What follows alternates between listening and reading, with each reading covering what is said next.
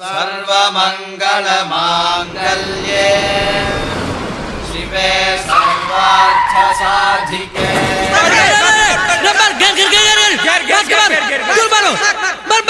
हाय राम, ये कहाँ से आ गया पागल? क्या हाल बनाया है? ओफो, क्या करूँ मैं?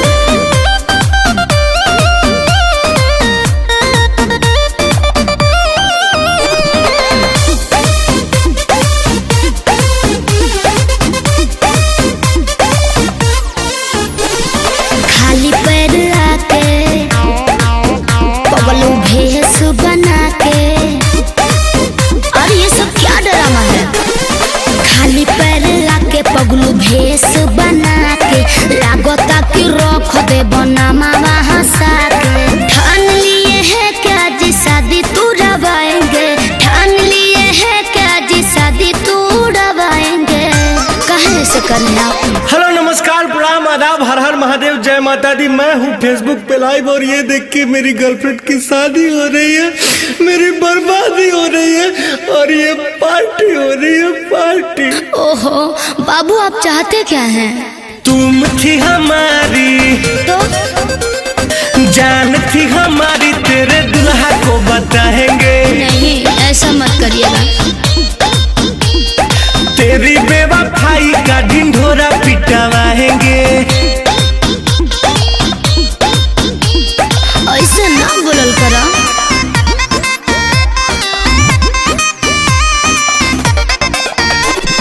रहे को मौज बझौआ रे भाई, लेके उड़ जाई कौआ। सारे लोग नाचत हुआ, हमार बर्बादी होता। यही दोस्ती, यही प्यार। यही न कहला हूँ कि दुल्हा को बताएंगे, ढिढोरा पिटवाएंगे।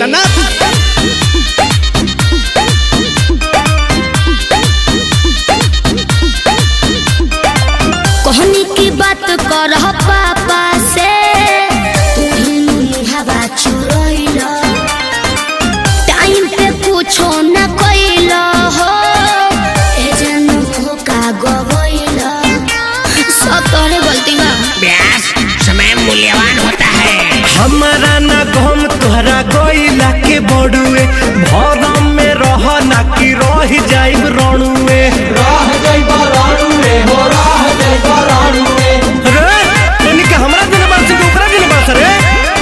हम नहीं सोचे थे कि नाम हंसवाएंगे, हम नहीं सोचे थे कि नाम हंसवाएंगे। दोस्तों, आप सभी हमारे साथ बने रहिए और लाइव को शेयर करते रहिए। ये देखिए, इधर पत्तल चल रहा है, पूरी दुनिया बट रहा है, इधर शादी हो रही है, इधर मेरी बर्बादी हो रही है और उधर देखिए। ये भैया पुड़िया दा हो, ए चिटा, हमरे दिल बिया ना मिला हो, ए कति हमरे स्वाद हो। पार्टी हो रही है, पार्टी। झूठो के रोता तनी स्माइल करा।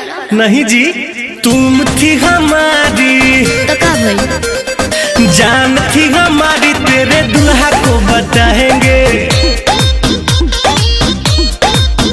आज तेरी बेवफाई का ढिंढोरा पिटवाएंगे। ओहो, लागत कि जनवाइया के छोड़ी।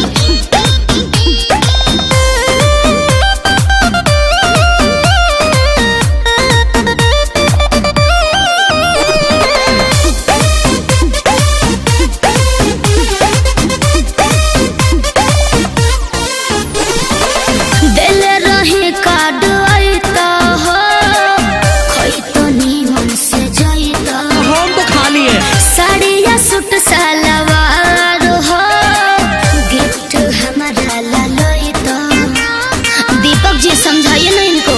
यही का समझाता हूँ।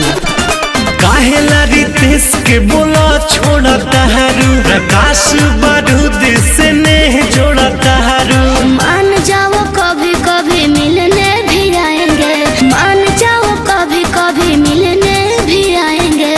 वादा है आपसे। देख लीजिए दोस्तों, आप लोग जो खा रहे थे 7 जन्मों तक साथ निभाने की कसमें, आज वो किसी और के साथ निभा रही है शादी की रस्में। उधर शादी हो रही है, इधर बर्बादी हो रही है और उधर देखिए पार्टी हो रही है, पार्टी। सॉरी बाबू। सुनो, तुम थी हमारी, रहने दो ना।